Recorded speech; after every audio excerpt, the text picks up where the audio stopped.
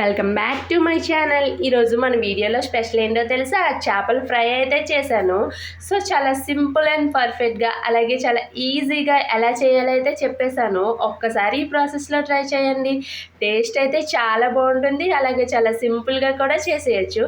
So నేను deep fry ఏం చేయలేదు, షాలో ఫ్రై అయితే చేశాను. ఎప్పుడు డీప్ ఫ్రై అయినా ఒక్కసారి ఇలా షాలో ఫ్రై చేద్దామని చెప్పి ట్రై చేశాను. ప్రాసెస్ చెప్పేస్తా, చూసేయండి. చాలా సింపుల్గా అయితే చేసేయచ్చు.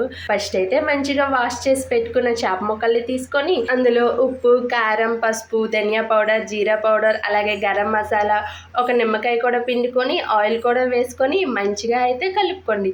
సో బాగా మ్యాగ్నేట్ చేశాక ఒక హాఫ్ అన్ అవర్ అయితే పక్కన పెట్టేయండి. అప్పుడే ముక్కలకి మంచిగా అయితే మసాలా అంతా కూడా పడుతుంది.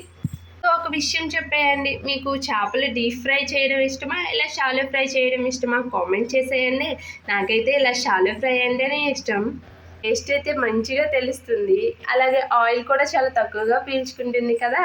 అలాగే ఈ చేపను ఏమేంటో తెలుసా? దీన్ని అయితే మా సైడ్ శీలావతి అంటారు. సో మీ సైడ్ ఏమంటారో కామెంట్ చేసేయండి.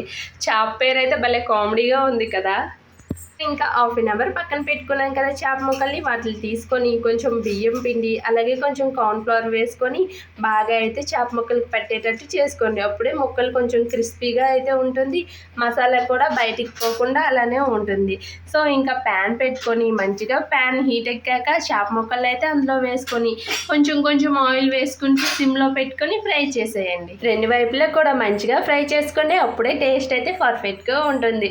ఇంకేముంది, మన చేప ముక్కలు అయితే రెడీ అయిపోయాయి. ప్రాసెస్ అయితే చాలా సింపుల్ గా ఉంది కదా, అలాగే చాలా టేస్టీగా కూడా ఉంటాయి చేప ముక్కలు. ఒక్కసారి ఇలా ట్రై చేసేయండి, మీకైతే చాలా బాగా నచ్చుతాయి. మన ఫిష్ ఫ్రై అయితే రెడీ అయిపోయింది. కొంచెం కరివేపాకు వేసుకొని సర్వ్ చేసుకొని ఒక్క నిమ్మకాయ పిండుకొని సన్నగా తరిగిన ఆనియన్ పక్కన పెట్టుకొని తింటే అబ్బబ్బా, టేస్ట్ అయితే చాలా బాగుంది. మాకైతే బయట వర్షం పడుతుంది, వేడి వేడిగా ఈ చేపల ఫ్రై తింటుంటే వేరే లెవెల్ అసలు. సో మీకు కూడా నచ్చితే ఒక్కసారి ఇలా ట్రై చేసేయండి. అలాగే లాంగ్ వీడియో కింద ట్యాగ్ చేస్తాను, చూసేయండి. చాలా క్లారిటీగా ఉంటుంది. అలాగే వీడియో నచ్చితే సబ్స్క్రైబ్ చేసుకోండి అబ్బా. అలాగే ఇంకేమైనా రెసిపీస్ కావాలంటే కింద కామెంట్ చేసేయండి.